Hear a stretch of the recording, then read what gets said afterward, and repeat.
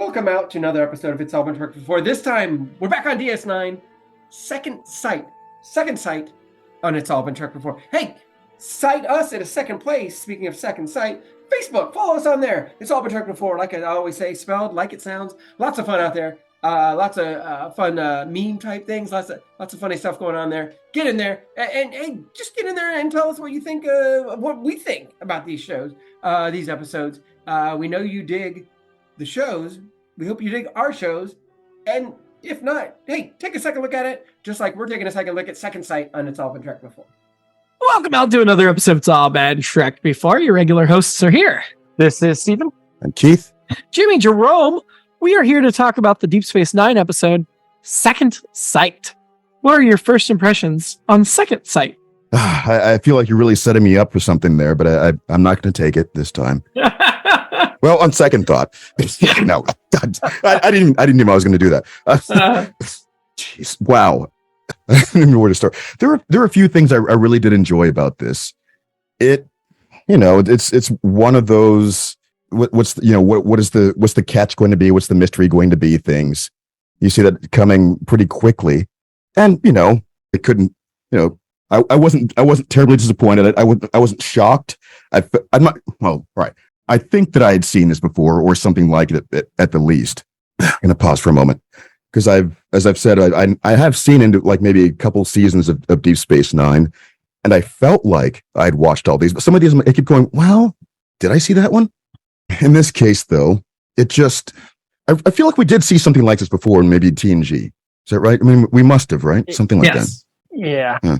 Yes, definitely. But I liked seeing the side of Sisko going through that. I think it probably served a larger purpose, at least for his characterization. It felt like a good use of Dax. I remember thinking to myself that even for Jake, because some of the stuff is very, very wholesome and awkward, and yet I thought he delivered it very well. The actor, just it felt, just I was like, that's really good and natural, and it seems like it took something that felt like it could have been too cloying and wholesome, and it felt like it kind of, So I'm kind of for the audio audience, I just kind of raised my hands and pushed palms forward and kind of not the sandwich. I'm not handing you a sandwich. Not handing you a sandwich. I'm handing you a little more like a platter. Sure. That's a community reference, sort of. Yeah, I thought it was something. It definitely felt like something we've seen before. Actually, I'm just going to repeat everything Keith said pretty much. Don't forget the platter at the end. And then it was good to see that side of Sisko. The dual role. I feel bad. I forgot the actress's name. She's still working. She's really cool. Seems really cool. She was obviously engaging and fun to look at. So it was an interesting couple. Richard Kiley, I love, so it was great to see him as a guest star. Regardless, we'll get into what we think of his character later. But so overall, I thought it was things we'd seen before: a woman or love interest that's not really there, and a suicide. So things we've seen a lot in Trek, and it didn't dawn on me. But we've probably talked about it before. But at the very end, I'm like, yep, just another suicide, just another Trek suicide where somebody drives into a sun or a doomsday machine or whatever. And yet nobody does it as good as what's his face? William Wyndham. Yeah. I was trying to think of the character's name. Decker. Doomsday Machine. Commodore Decker. Decker, that's it. Yes, of course, because his son's in the motion picture. It's not the actor's son, the character's son. Was that the original Commodore? Well, he was like, he was a Commodore, but he basically flew a ship straight into the Doomsday Machine, the Planet Eater.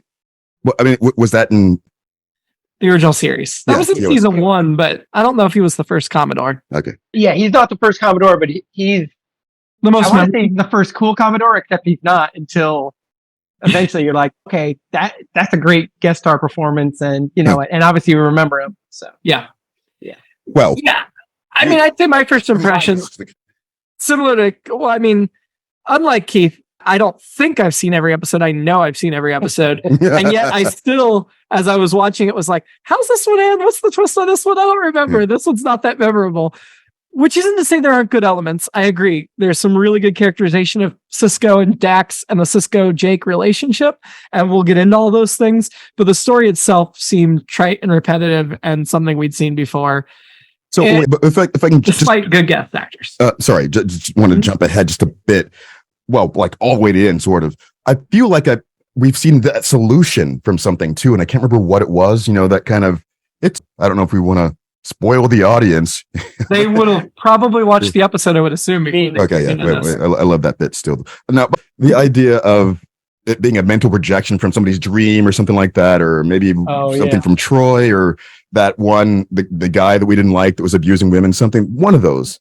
Yeah, I feel like you're right. Like, I feel like we just had this, which probably means it was 4 years ago. Right. But, yeah.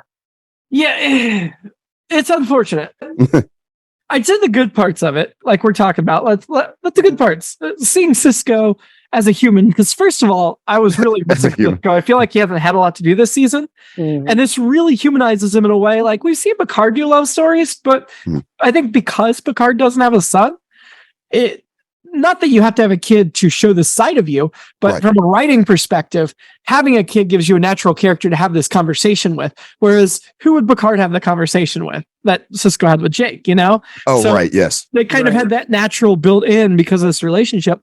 Also just really good father, as people have said over and over again, the father-son relationship is so well portrayed, groundbreakingly so at the time, because as a lot of people have said, there really wasn't a good example of a single black father raising a son relationship on television until Deep Space Nine. That's a good segue into one of the comments you kind of maybe think of almost immediately. And that is, what year was this again? 93, 94? Yeah.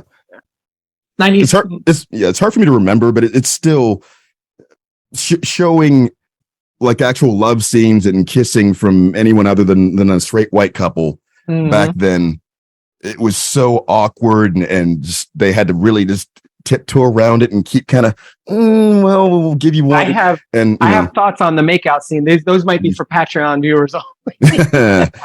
But yeah, it's just, there's something, and it was what I can't remember what the breaking points would have inflection points, whatever.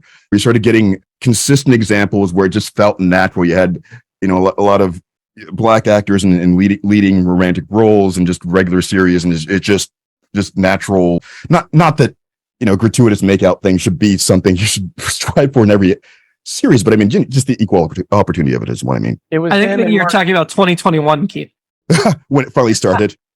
When it finally started to feel like it wasn't a novel thing. Yeah. That sounds all right.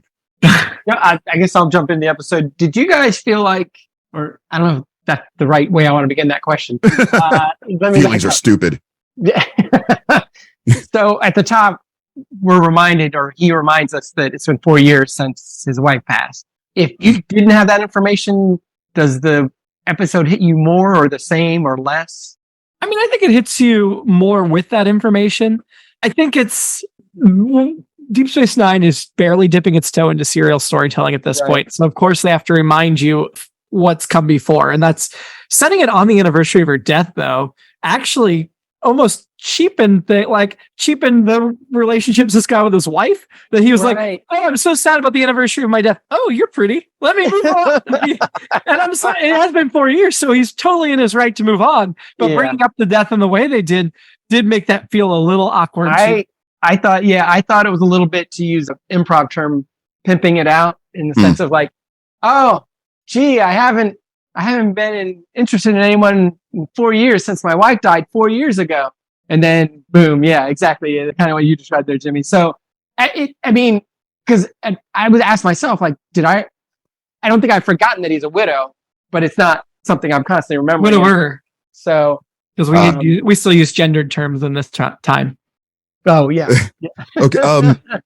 I will say that what we say? Widower. Widower is the male version of widow. Yes. Okay. Gotcha. I'd actually forgotten that too. What was I saying? I don't see gender. Good. Oh my God. Well, no, not good. Same thing as I don't see color. It's not good that you don't see it. Exactly. Oh, Colbert. He gave us so many riches. To try to get my thought back here. I don't to do a Colbert, like, I don't see color, but I have credit, so I'm assuming I'm white. Or he always did that on the Colbert Report, like constantly making jokes about, man, what a good satire of what an awful, despicable human being. And now we have so many of them for real life in office that we don't need the satire anymore. Right. Sorry. Yeah. So the cheapening of the event, so to speak, I think they mitigated it a little bit by having him add in how sort of wistfully he's self-reflecting about how it almost passed him by this time. Mhm. Like he's finally, okay, maybe. Oh yeah. So it was kind of signifying I need to open myself up for these kinds of possibilities, and then so Yeah. So I think that it's almost like they traded one being too on the nose for something else. Where it would have been too on the nose for him to say, you know what, I need to get out there and find somebody right now. But if you point, that kind of thing. Yeah. It was better than that for sure. Yes. Yeah, it still felt a little on the nose for me, but I agree. It was still, I don't know if winning's the right word, but it was engaging. It's not like he was like, well, 4th anniversary, I'm moving away. Hey, there's a Davo girl. Let's do this. I appreciate the subtlety of the Jake bringing it up scene where the nightmare, you assume the nightmare is going to be something about his mom, and it really has nothing to do with his mom. And then at the end, he's like, but I miss her, without naming her, without saying who he misses, but we all got it, right? Huh. And I really like the subtlety of that scene. And the torch passing, for lack of a better word, the go ahead. Hey, I can tell something's going on. It's okay if you want to move on. That instead of making it about sparing Jake's feelings or something like that. Right, absolutely. I mean, 4 years is quite a bit of time. Though it is interesting. I mean, next week when we watch The Next Generation, I have a feeling they also reference Wolf 359 once or twice. So it's kind of funny that like Star Trek is observing the 4th anniversary of this tragic event on both series. Oh, that's kind of cool. In minor ways. I mean, that seems like something you would do, actually. I mean, I love it. Thank you. I take that as a high compliment. I will say I had seen that this story was actually pitched for Bashir as a Bashir episode to see this woman. And Ira Stephen Bear, who was not yet showrunner, but was still one of the head guys, was like, no, we really need to see Sisko in stories like this and see how he's different than Picard. Because Picard's version of the story is different. You can tell they're not quite ready to go full blown into serial because, of course, she still has to leave by the end of the episode, which is exactly what happened a couple of times they let Picard get anywhere close, or Kirk, of course, fall in love. I'd say at least one of those times was real fall in love without the quotes, but Kirk fell in love quite a bit. But Deep Space Nine will get the courage in the future to give Sisko somebody to date and keep them coming back and not tie it up in an episode, but we're not there yet. And I think this is a good example of that when looked at holistically of the series of that we're going in a certain direction. They're willing to show a little more of their captain than most shows would show.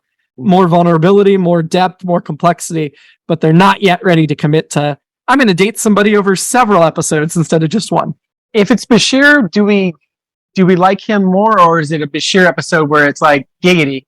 I know we're Depends how you the giggity stage, but it depends how you play it, but the way Sisko was so unconcerned about learning she was married makes me think it could have easily fallen into the cringy. Which with Sisko, there's so much more there that you don't immediately cringe, but with Bashir, there's not, so you cringe quicker.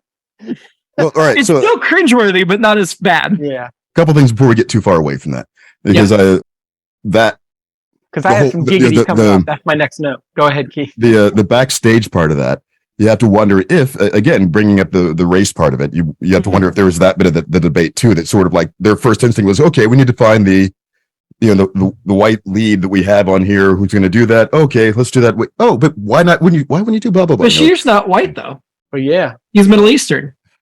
For the purpose of the audience watch, I guess you could argue based on how we treat race in this country, he's more white than Sisko. Yeah, right. But in these early seasons, he was still credited as Siddig al-Fadl. He had not switched to the Americanized Alexander Siddig yet. He's definitely. I mean, he can't. We've had a lot of discussion in this country about what passes for white and what counts as white. But yeah, he at the end of the day is not white. And anytime not you, Keith, but anytime the audience is just dismissing him as just white, is that both a win and a loss for representation? That's a long story in and of itself, and that gets really complicated about how passing works and And it's what that really. That's on our other podcast. It's all been passed before. Wait, it's all been in the past. No, the other podcast is just called Canceled. That's why you've never heard it, because it was canceled as soon as we started it. Yeah. I was going to say you have to pay more on the Patreon level to get to that one. Nope, it will never see the light of day. All right. Yeah. All right. That's we can come back to that at some point. Whatever. My point. Yeah. You get my point is, but also yes, the captain role. I think that it sounds like if the ending to the story had already been written, I think it would have worked for a captain anyway. As a thing. So whatever debate they were having or saying they were having could have been, colloquialized. They were like, well, I don't know where you're getting the information though from, Jimmy. I don't know if there was some sort of like you saw a blurb or that was a theory or. Oh, about the story reworked? Yes. From another Star Trek podcast that I usually don't listen to until after I do this recording to avoid contamination. But they're usually pretty reliable. What was the nature of the rework? Did they say, was it just because they swapped out the characters, or because they like the endings, or they do something to tweak it? I according to The Greatest Generation, which I love, and they're generally accurate. And I did not do any research on my own to verify and fact check this, but according to them, it seemed to be that Ira Stephen Bear just thought we need a story like this for Sisko. We've already done Bashir-centric episodes. Let's give it to Sisko. Right. I didn't research that this week, but you know what? I'm going to go out on a limb and say I will research for next week the behind-the-scenes story about. But yeah, this. I guess it doesn't really confirm or deny anything, but it lends itself at least to my theory, which would be that it could have been for the captain anyway, but maybe somebody back there was like, they're not going to advertise that. What was the other thing? Oh, yeah, going through my head actually when we got that kind of. I'm not sure if it was right at the reveal of, wait, is this really a married woman? I thought Sisko finally got Rikered. This is like a very Riker story, I would think. Yeah. But yeah. I was looking at a memory alpha, but it does not have anything about the story here. Although I did have one fashion note. I don't normally do fashion on Deep Space Nine, but this is great trivia that I see on Memory Alpha and was also mentioned in The Greatest Gen, so sorry to steal their thunder. But the dress that Fenna wears, the one dress, because she always shows up in the same dress to seduce Sisko, is actually reused in the film Star Trek Generations. Wow. With another character wears it, which is crazy, because that only comes out like less than a year after this episode aired.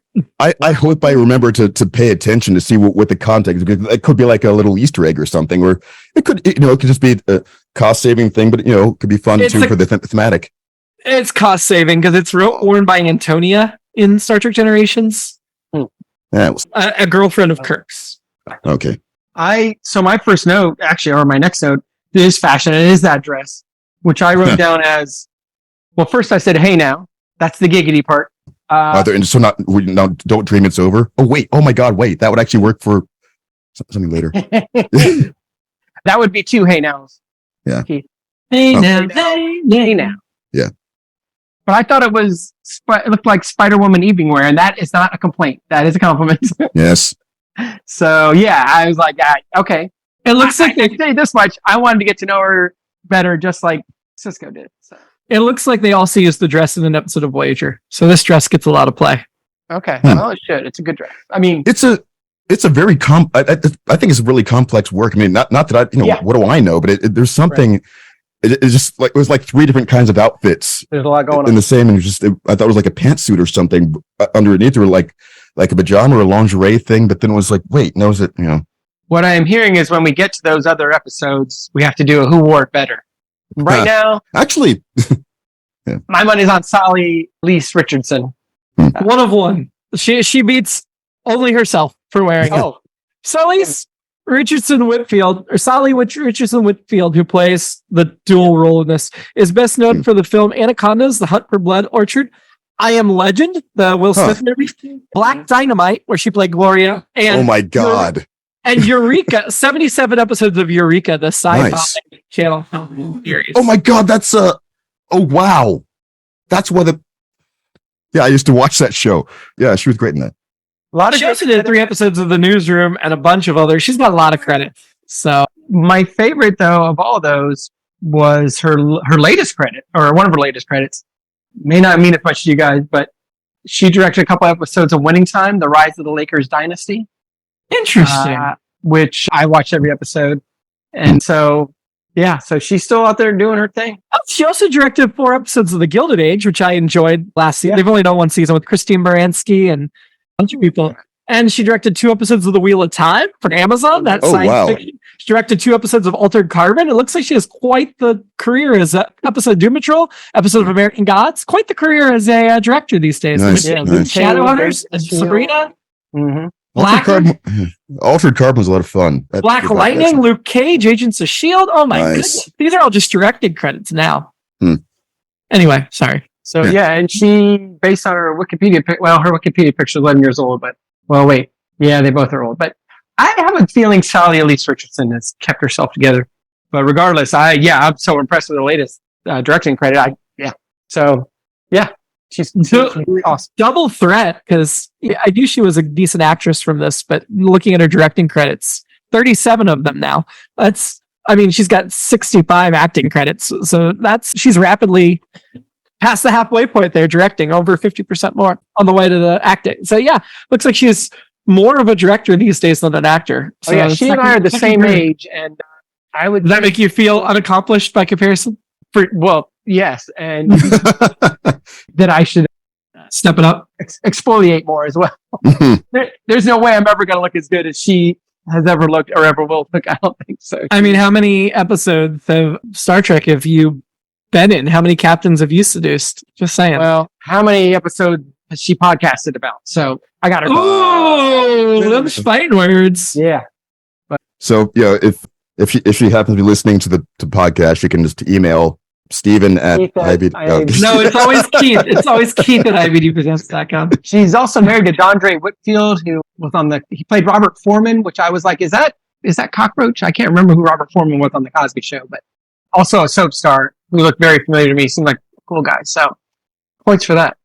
Yeah, she's done well. She has done very well. She seems, I am a huge fan. I can tell.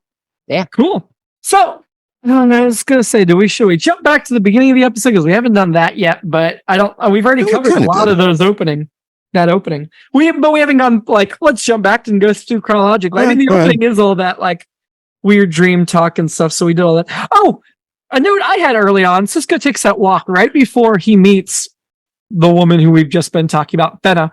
Right before he meets her, he's looking out at space, and then she engages him in conversation. He says, "Oh yeah, the Bajorans call that constellation the Runner or something like that." But it's like, oh yeah, Deep Space Nine is not orbiting Bajor anymore because they moved it to block the wormhole. Well, so the constellations wouldn't look the same. So I'm wondering, because the stars would look different, right? They'd be in a different position based on your perspective. Now, I do wonder though. It is a matter of that. But they did not say the Bajorans of Bajor. They just said the Bajorans call it that. So it could be Bajorans that live on the station in the last year have suddenly made up this constellation. So I kind of needed more context. Is this a historical constellation that we're seeing skewed and out of perspective from the station? Or is this something the Bajorans now in the 24th century are still making up new constellations every other week, and that's why they made this up? Well, I mean, first of all, I want to point out to future Steven that there's something back there you probably just caught, and that will amuse you.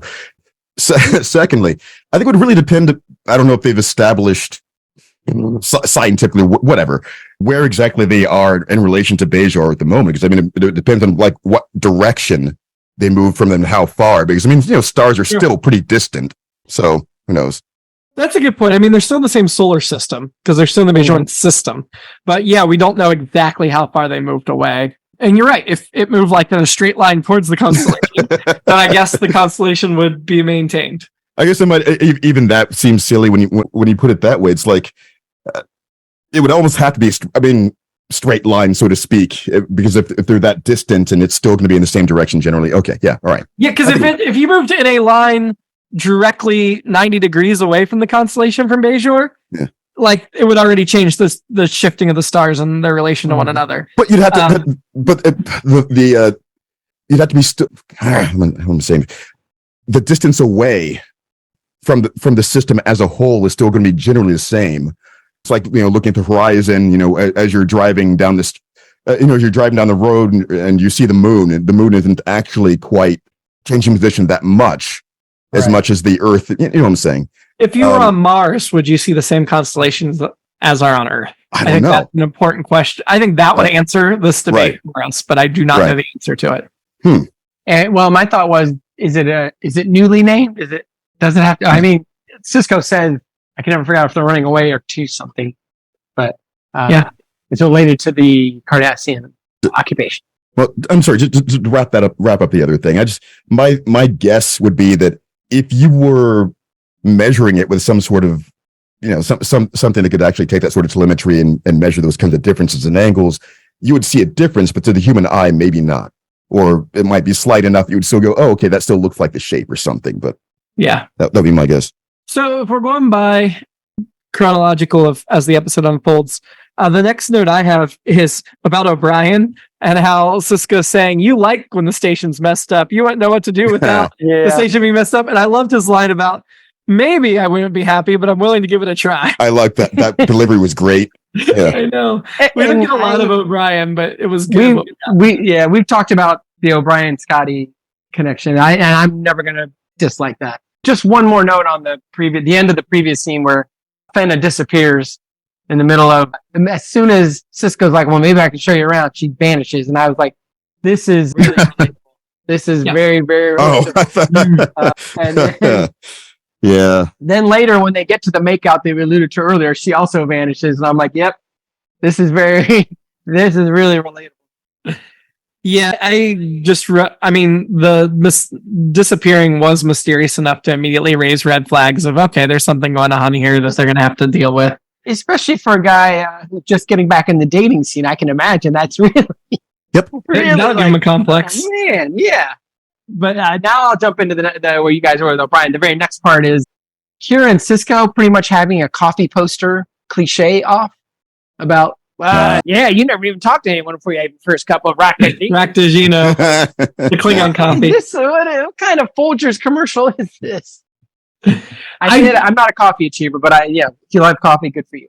I liked the acknowledgement though of Sisko is so much a creature of habit, and because this thing has kind of knocked him for a loop a little bit, he's changed up his habit, and Kira notices because they work together and they're getting close. And I mean, she's not the only one that notices, because Jake Sisko and Dax both call him on it. Like, yeah, we know there's a woman. That's what it has to be. There's no other explanation to why you're acting like this. So did he come in whistling, or did I just? I think you retconned that in your head. Okay. No, not retcon yet. Manchurian Candidate or whatever it is. I think retcon is close first. Then we meet the terraformer, the Dr. Sayatic, whatever, played by Richard Kiley, who's best known as the tour voice in Jurassic Park. Is that the little atomic guy? I assume. No. Also, Patch Adams, the Little Prince, pick up on South Street. He has 138 credits, with his last one being in 2002 when he played Jesus Christ in the movie Jesus the Christ. Wow. Huh. He was a great guest star, a big guy on the stage, great voice. Died in 99. Yeah. Sorry, when? What? 1999 is when he died. He has that one credit from 2002, but that's the only one credit after 1999. Must have filmed it earlier. Jesus the Christ must have been filmed earlier. Right. I was a little confused there. That's why I go, wait, what? Yeah, this is his only Trek credit, though. It seemed very familiar in a way I couldn't quite place. But I remember thinking just that lead up to the explanation of, where is he? Blah, blah, blah. And then, describing who he is. And I was like, those are the kinds of entrances I would always like to be able to make. Just that those first few moments with him. I was like, that's kind of confidence I aspire to as well. But it's, I like what they did with the structure of the episode in retrospect now. I hadn't caught this before, and I was thinking about it just now. Or rather, the way that we're introduced to him and the way that he seems in each successive act is sort of like what he was describing his marriages like. I like that. So you as the audience are following along with that, enamored with just the way he was presenting himself. Sisko even just seemed that charm, and then, meeting him as the husband suddenly, it was like, okay.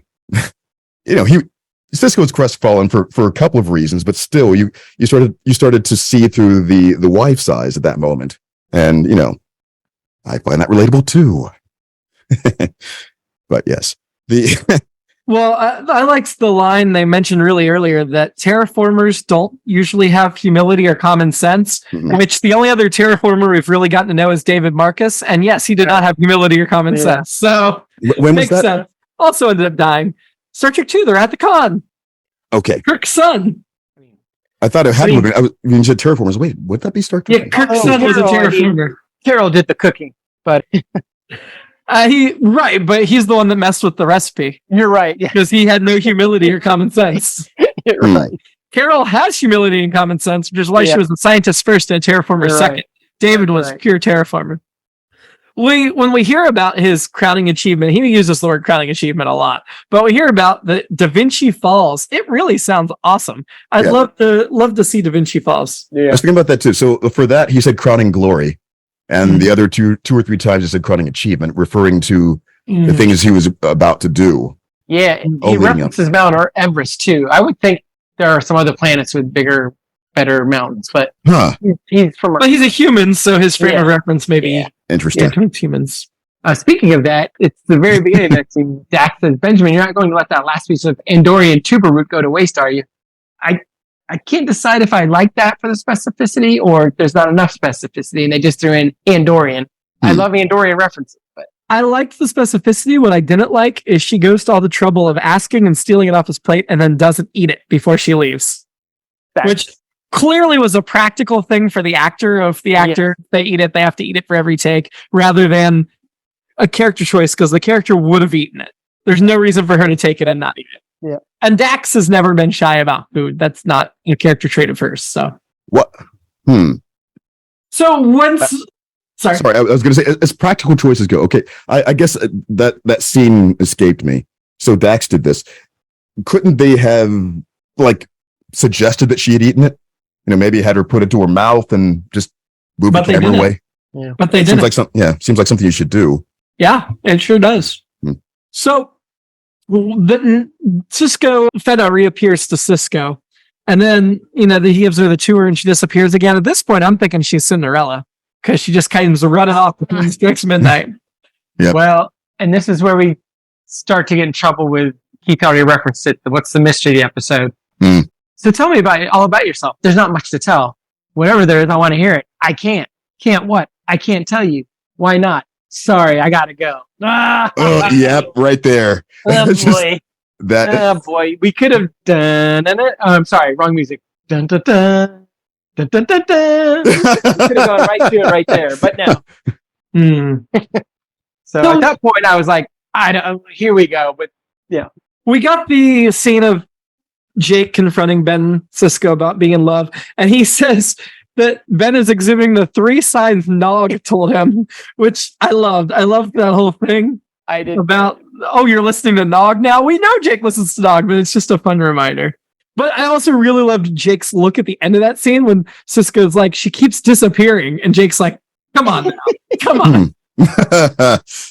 How accurate do we think Nog's 3 things are? I think they're accurate. Yeah. I mean, I've never lost my appetite from being in love, but other than that, I probably don't eat as much if I'm just meeting somebody. But once I'm in a relationship, then I'm fat and happy. So it's the infatuation process, and especially the younger you are, etc. And sure, I think it's. Those are things I remember classically hearing when I was a kid. So I think that there's kind of recycling that through Nog. Yeah. Mm-hmm. But it's pretty on the money for pretty good. I enjoyed it. Sisko goes to ask Odo for help. And when Sisko approaches Odo's just been talking about a high-level telepath that you have to keep at least 5 meters from. I assumed that was what Feta was. I feel like that was a misdirection for us. But it was such an obvious, let's talk about this telepath that can manipulate you. Oh, you need help fighting this woman that keeps disappearing? It did end up being the thing, which is really weird that they even included the conversation if that didn't end up being what it was. See, I thought about that. Well, with the dream at the beginning, them talking about dreaming. That's just a common.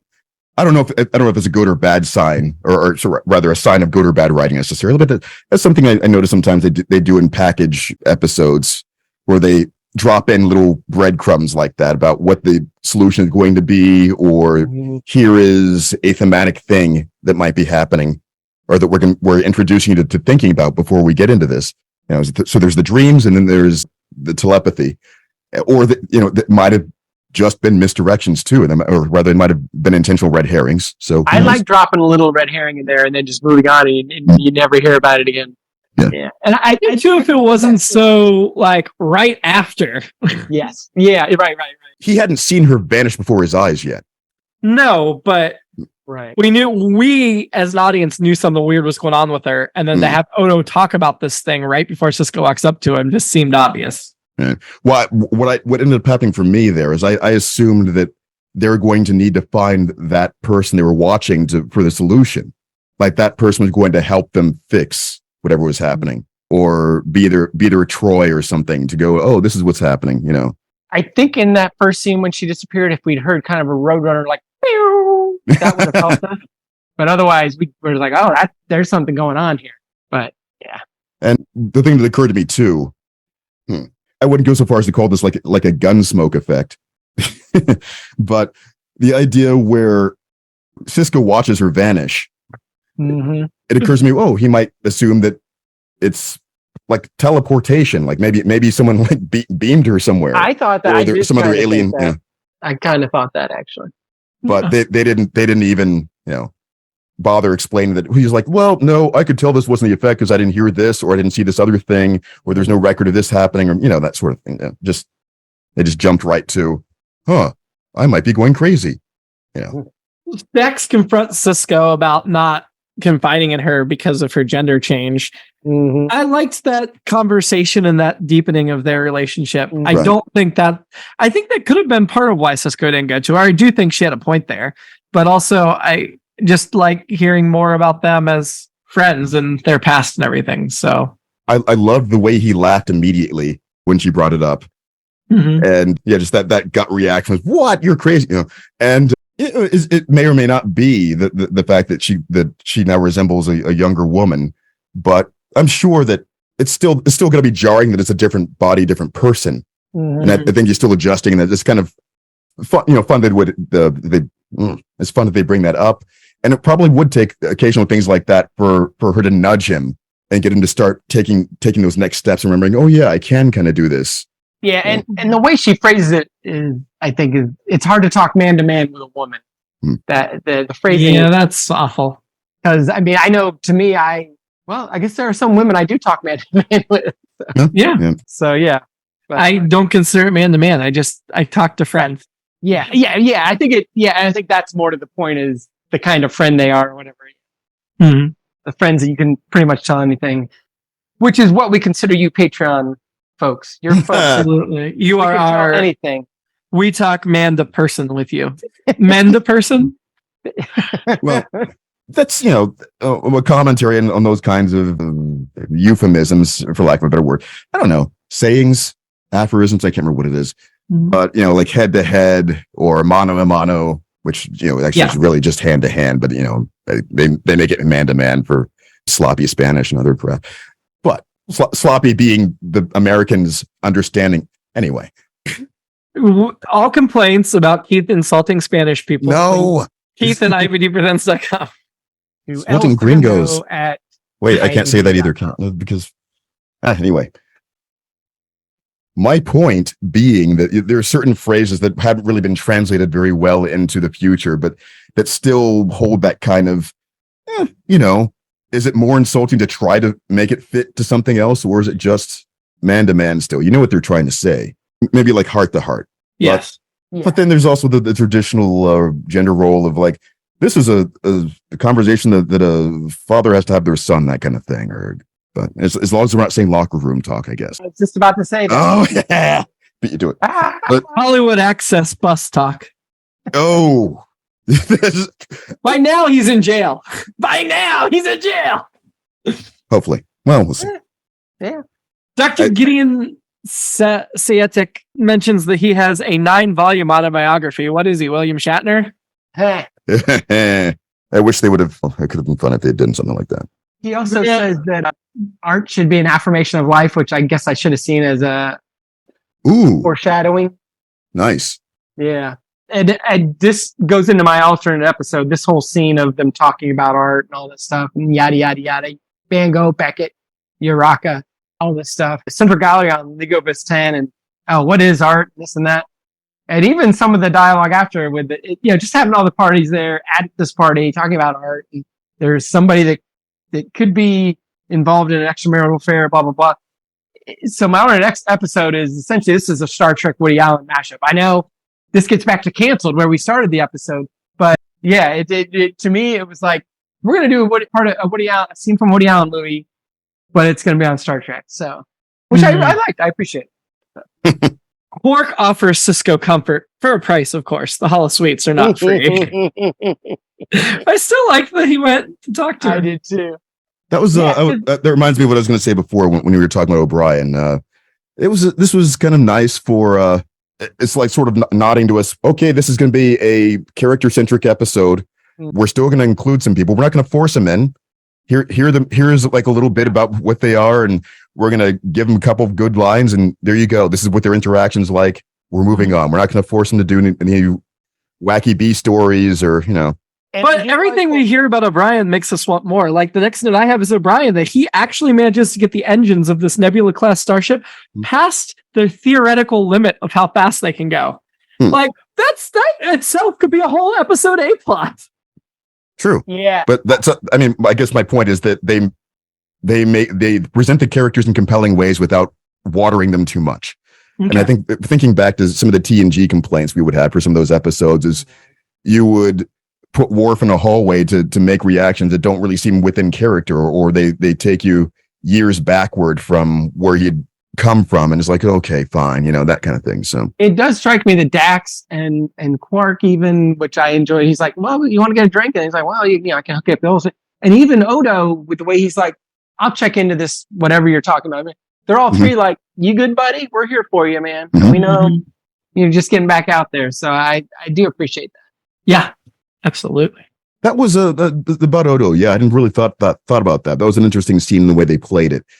They skipped past the what I like to say, I guess for lack of a better phrase, they skipped past like insulting our intelligence as far as here's all the hemming and hawing and debate about like whether this is okay or not. Right. It was just sort of like there was just a brief little like, all right, yeah, we have this relationship. Let's go. Yeah, what is it? Was really good subtext. It was like, I'm talking about this girl I'm mooning over, and you're treating it like a criminal case, but we both kind of are saying we know what we're talking about, even though that might not be what we're saying. But I mean, even then, it was sort of like a no questions asked thing, but at the same time, I don't think they really got to where they're showing us Odo knows what's going on until like toward the end. Is the eye roll is like, okay, wait, I've been reading, I can read all these physiological things. Fine, I'll do this, whatever, kind of. So we see the USS Prometheus, which is the starship that they use in this episode. It's a Nebula class with the extra like science sensor attachment thing at the top module. We've seen that module before. I don't know if we've seen it on Nebula class before, but we know that's like a special sensor module thing on top of it. But the captain, I guess, seems to be a lieutenant junior grade. Pearsall, played by Mark Erickson. That just really threw me for a loop. It's like, why do you have your captain as a junior grade lieutenant instead of, I mean, this is an actor with 9 credits, so there's not much to say about him, but it was just weird. It did feel like those random extras that get 2 lines and you don't need to develop, and they don't need to be an actor that has anything, but it still was just he's very underranked for his job. And I don't know why, and that bothered me. We are going to get a totally different USS Prometheus and Voyager, or maybe it's an NX Prometheus, but what do you mean, like a test pilot or something? He's the captain of the starship, and he's basically Geordi and Worf's rank in season 1 of Next Gen. It doesn't make any sense. No, I'm confused. I thought this was just like some sort of experimental vessel that this is just like almost like a shuttle they're sitting somewhere. No, it's a full Nebula class starship. They put like 1,000 people on those things. Oh, wait, but there's the shuttle that they're going to send the actual device into the sun with, but they're on a full starship. Even though we only see like 3 officers on it, there should be like 1,000 people on that starship. It's big. Just to go back a little bit, saving budget, I assume. When Odo's talking about the the Prometheus, yeah. And then Odo finishes as we go to commercial, I think, or would have. I checked the de-embarkation logs as part of my search. With the exception of Professor Sayatic, no one has left the Prometheus during the entire time it's been at sea. Right. Big reveal, no stinger. I think I'm okay with that. I mean, that is a big reveal considering there are hundreds of people on the USS Prometheus and none of them took shore leave on Deep Space Nine. Wait, all right. So where, I mean, how did you know the class of it? When did they mention? Was it just from the outer haulers? I didn't notice, I guess. Yeah. If you watch enough Star Trek, you learn their classes. It was definitely a Nebula class. So, I mean, they showed like an image of the ship itself. You're saying. Okay. The name, the reason why I laughed there was why I momentarily confused myself with a mythological reference, but it seemed like something that would have been, I mean, that suggests it was tailor-made just for the purpose of putting this person here for this project. So I would think it would be something that would be fairly like lightly staffed, like maybe a temporary assignment. Right. Even if it's lightly staffed, you don't send a starship like that out with 10 people. And those 10 people, and however many dozen people they would staff it, minimum dozens, they would come on Deep Space Nine while they're docked there. They wouldn't all stay on the ship. That doesn't make any sense either. Huh. Yeah. I guess, you know, for me, not, you know, just sort of like casually watching, I just assumed, I guess it's just like maybe a luxury ship for 2 or 3 people. When there's in Prometheus, I didn't even register. I went ahead and chatted you the link to the Memory Alpha article on Nebula class starships so you can look at them, but it's definitely Nebula class. That is so strange. Why would they? Budget, they already had that model made. They didn't have to make a new model. Oh. All right, I guess. Yeah. I did like the design of the bridge. That looked interesting and different, and not different. Like, it looked familiar enough that I bought it as a Starfleet bridge, but it wasn't the same as the other Starfleet ships we usually see, which I liked. So yeah, the thing that made me laugh, of course, Prometheus, both references work. Prometheus being, if memory serves, the guy who stole fire and brought it to the humans, essentially. So here we go. We're lighting the sun for him. Stole it from the gods. Yeah. Yeah. But my head jumped to Icarus, and I'm really hoping that's what they named the shuttle. But I don't know that they revealed the name of the shuttle, but you're absolutely right. They should have, whether it was mentioned or not. That's missing huge opportunity. Yeah. I jumped to the Ridley Scott Prometheus movie. That wouldn't have been made yet. Yeah, that's true. But also the similar types of significance, or this is also kind of funny. A very also another is a memory serves thing. The guy who was essentially responsible for putting together the project within the storyline of the movie was another grandiose kind of eccentric billionaire type, or rather, futuristically speaking, back then. I'm tangling up all my tenses. Point being, someone who seemed to have a similar type of ego and flair to our architect here, our terraformer. Yep, that makes sense. Yeah, very grandiose. I am the conduit from gods to this thing, and we're doing this, sweeping. Somewhere here, I started thinking that Fenna, I wrote Nadell, but I think I meant Fenna, might have been terraformed. Maybe she was made by Sayatic. I think that's one of that it certainly had that sort of feel. Mm-hmm. And I feel like it did. I wonder how intentional that was for them to give us these options, just sort of dangle them out there again, like not quite red herrings, but things you can kind of latch onto. And sometimes that's fun, I think. But I don't know. I keep talking myself into liking this episode a lot more as we were going along. I remember thinking that a while back. There's just lots of little things that elevate it past what I was worried it was going to be. And, at the beginning, I was saying, I'm willing to give it a pass because it does these things, but it does those things and other things I really like. So I would say coming in, I was at replacement level, and now I might be at above replacement level. Not way above replacement level. Replacement level? Yeah. I don't remember what that means. Is that so? That would be your average DS9 episode, I guess. Would be replacement level. Is that a baseball reference though, or something? Yeah. So that's right. It works for any sport, but baseball is where it started. So yeah, replacement level players like, okay, if you lose an all-star and you go to replacement level, right? All right, you're dropping off. But if somebody's playing above replacement level, and they're below replacement level, then they're probably not long for the league. One for the pine or something. What would that be? I don't know what they would call. Dax does her scan of Yes. Fenna, and she's pure energy. Now, was that a description of her personality, or was that Pure just energy. her molecular makeup? Yep. Keith's Pure going where energy. I'm about to go. The The information Spock quote society that, hits. I want to know Yeah. what you're thinking, which used a sample of Leonard Nimoy saying pure energy. Yeah. So I like that. If I say it again, we'll get sued by both Information Society and Leonard Nimoy, I think. Leonard Nimoy's dead. But he'll come back in the form of pure energy. His estate could sue you. Oh man, that's just really disrespectful to the films. But yeah, this reminds me of where Steven started off about the oh boy thing with her not, or we could have played the credits, and those things are really frustrating to me when they play them out that way.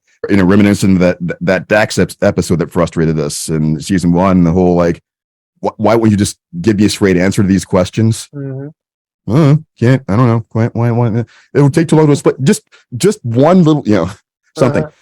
They teased that something like that was about to happen again. I was going to be very upset because this character was suddenly very skittish and like, oh no, what are you going to do? No, so I'm glad they let us let her scan you. Scanned. Okay, we're moving up. Moving the story forward with some information. Dun, dun, dun, dun. Yeah. Dun, dun, dun, dun. So at this point in the episode, they reveal Fenna to Gideon Sayatek, and his wife Nadell recognizes her, and we get the whole story about how she's like a psychic projection, and she was promised she'd never come back, and it's just apparently her species mates for life, and she is so unhappy in her marriage that she sends this fantasy version of her out to be happy. That is so sad. It's so sad on every level. Yeah, you misspoke a little earlier there. Nadell was still in a coma, but the husband recognized her right away. Oh, you're right. Nadell was in a coma. You're right. Right. So yeah, back. I guess we kind of glossed over this part before when we were talking about the Rikers and the Bashirs of it all. When Sisko finds out that she's married, it's not just that, but it's like she's behaving very strangely and very cagily, like she doesn't recognize him. And so we think, okay, we assume what he would probably assume there. There's a twin. Yeah, either there's a twin or she's hiding, and she just won't. She's like, I don't want to get busted. Go away. Stop talking to me.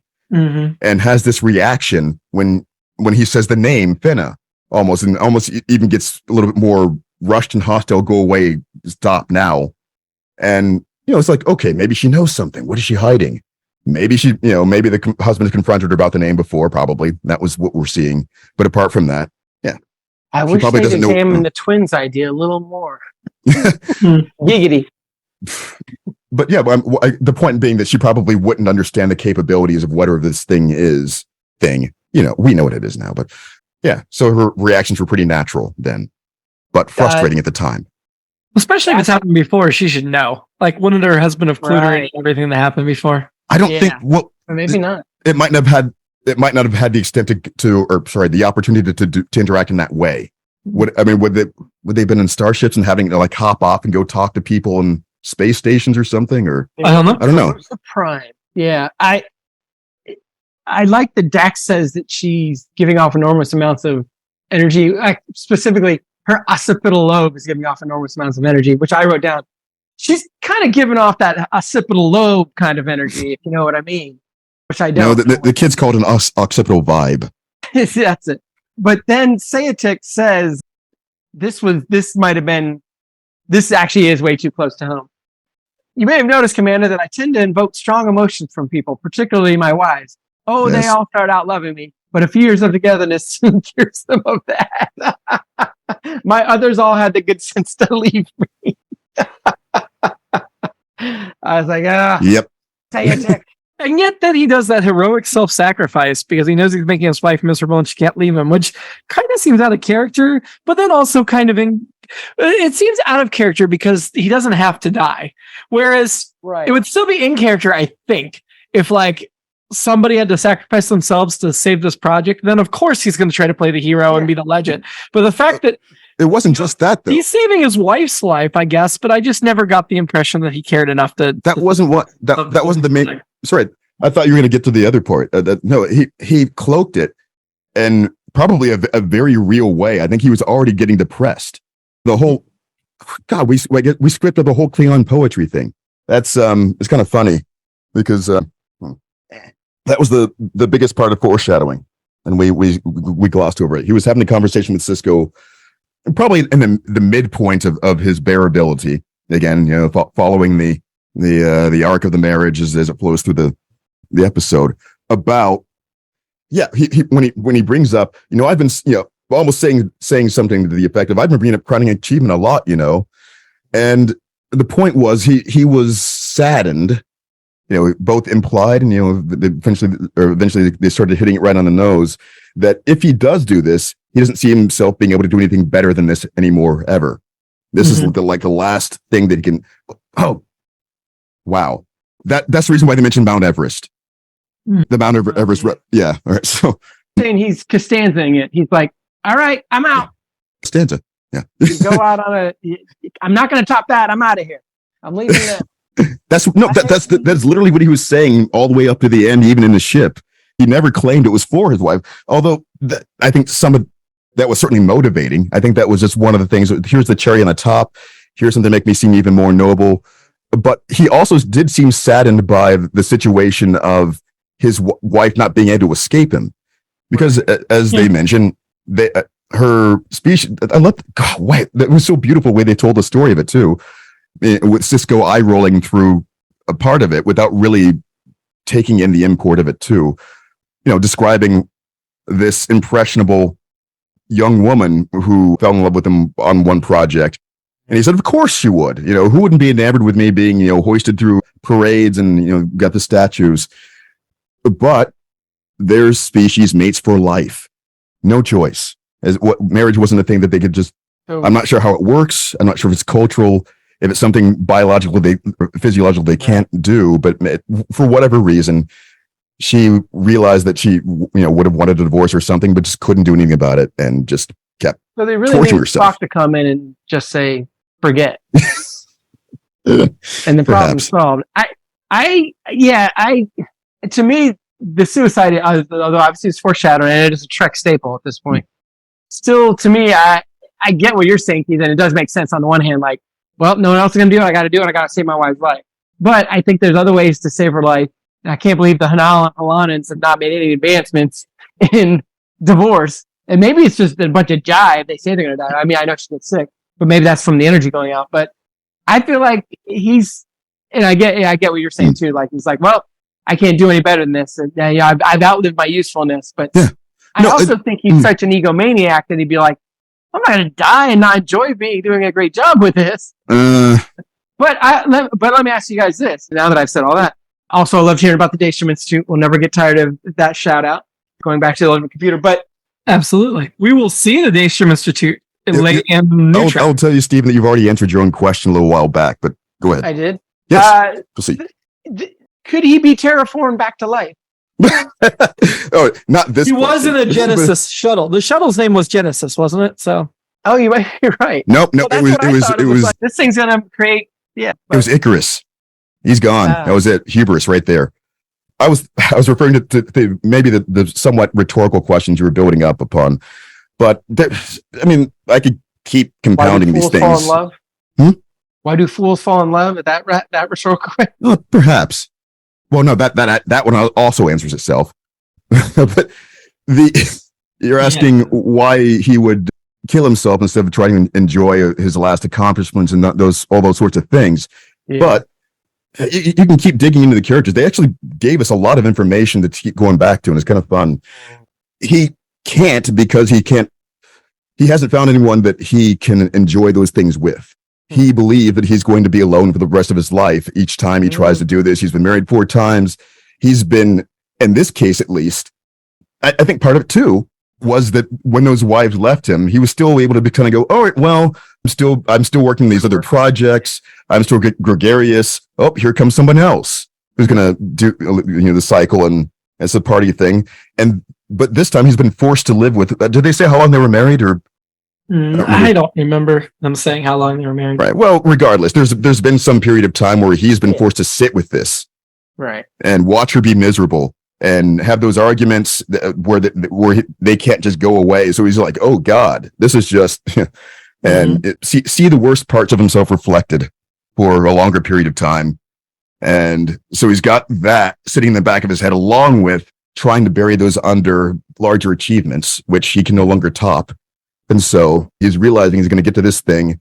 He doesn't know what else he's going to be able to do after this. It's going to give him the dopamine or whatever else is going to keep him going after that. And he's also going to have to endure either more failed relationships to keep distracting him from that. It's that delicate balance of always having those projects and those things. And anyway, you get it. From death and divorce comes rebirth, is what I'm hearing. Yep, that's exactly what you should be hearing. Well, the other thing I heard is when, while we're on this potentially depressing Jag, Sisko says to Fenna, what we have is a dream. And I wrote, that's love, baby. Well, life is but a dream, right? Exactly, yeah. Merrily. No.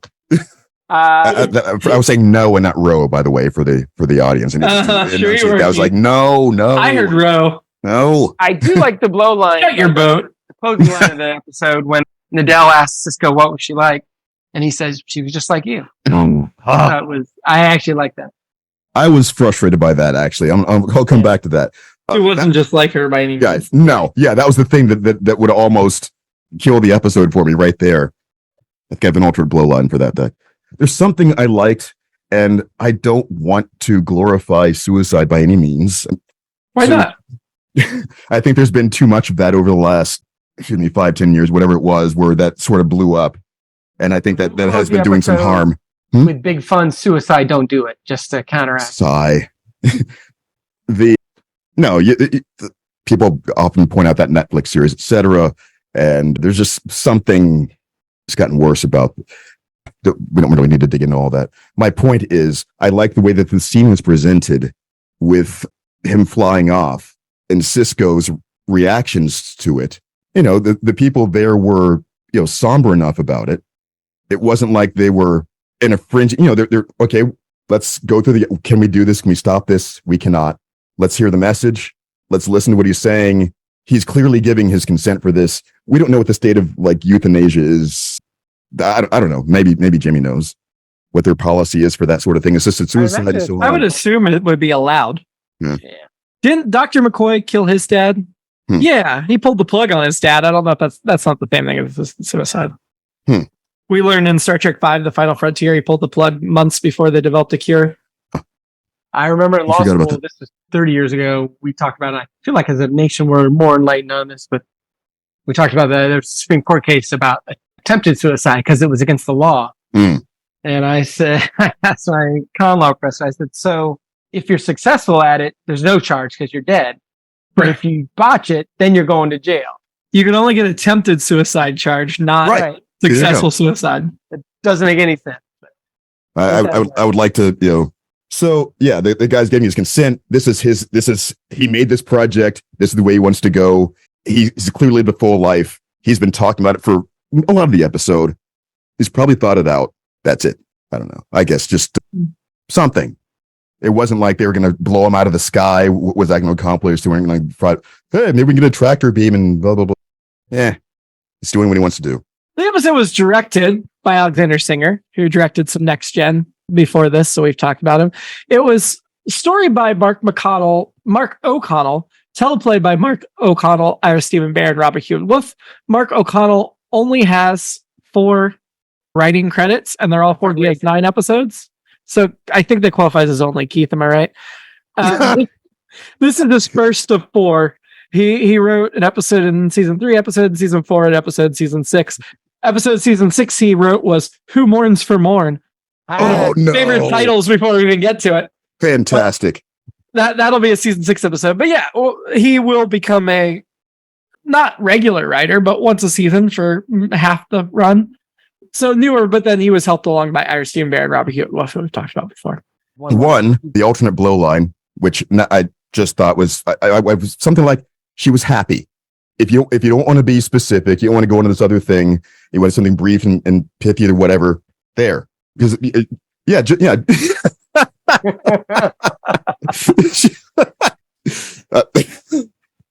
other thing was I thought of a recurring segment that I should start trying to think through. I've been doing this years ago, actually, which is alternate title for the episode, because these are, I almost took one of those religious figures' names in vain just then. Buddha? Yes. I don't want Muhammad? a lot of angry letters from Buddhists. Send them to Keith at IBDpresents.com. Yeah, like this, I noticed this episode title and the one that we're going to be doing next week were practically interchangeable for the themes and how well they fit. Yeah. They were almost And parallel. Arg. Yeah. I can't even I don't know what I'm going to remember about either of these things by the time we get them. So I'm going to have to try to think of something for this. Like Finarella. That might work. Finarella? I don't know if that would work. But Cinderfella. even something about crowning achievement or Prometheus, the Legacy of Icarus. Something. Yeah. Nothing like the sun. Yeah. I'll probably do something funnier by the time we get through this. All right, so good. So my final note is what I think is probably the tagline for our entire podcast is when they're at the oh man, I should have just said the line. Oh yeah. Once Sanitek introduces Indel as his wife, then Dax says, now we have something to talk about, which I think is kind of what all of our notes are about. Now we have something to talk about, which obviously we That's saw a fun. lot with this one. Yeah. But yeah, so that's all I got. That's all the notes. I like that line too. Cool. Well, let's get to the rankings then. You really Who was your shady character in Second Sight? Finna. Yeah.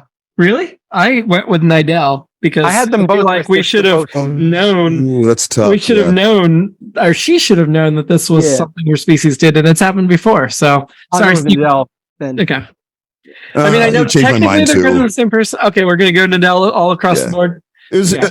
I guess Finna's behavior was more involuntary. This That is is annoying. projection. It didn't Indel really- is shady. Yeah. That's what I said. I had Yeah, Finn as my yeah. annoyance. Oh, I don't know if you. I couldn't remember if we did both.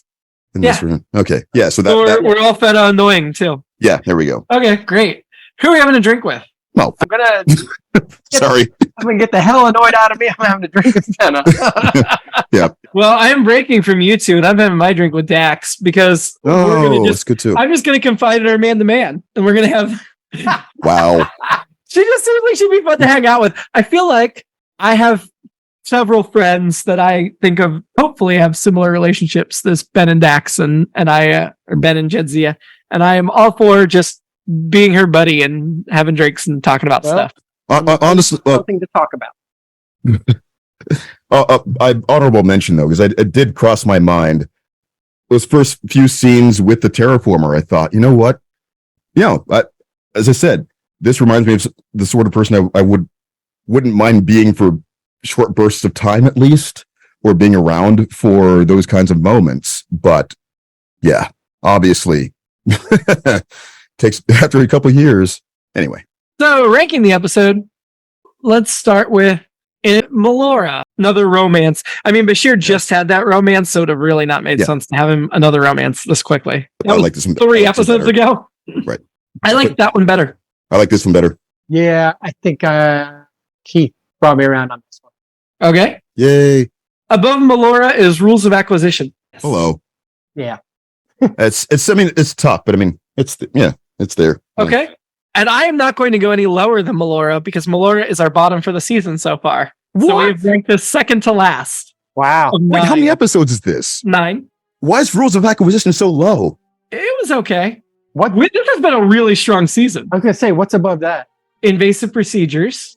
And then we get into the Circle and Cardassians and the Siege. And Oh, fine. Yeah, I get, this has been a good season. This episode or this season has not had any duds yet. All 9 of these are good episodes. But I do think this is towards the lower end of the 9. I'm not saying this is a bad episode by any means. If we were ranking this in next gen, it would be at least in the middle, if not a higher middle. Yeah, but yeah. Next gen season 7. But because we're on DS9 season 2, it's down at the bottom. Anyway, next week we are going back to the Next Generation. There might be some parallels between the episodes, as you've mentioned before. As we watch parallels, on his return from a battle competition in the Klingon Empire, Worf finds himself shifting realities, spoiler, where events and details Only are in constant slightly. state of flux, and only he is aware of the changes. So major spoilers, IMDb, screw off. Until then, live long. And keep on rocking in a terraformed world. Oh man.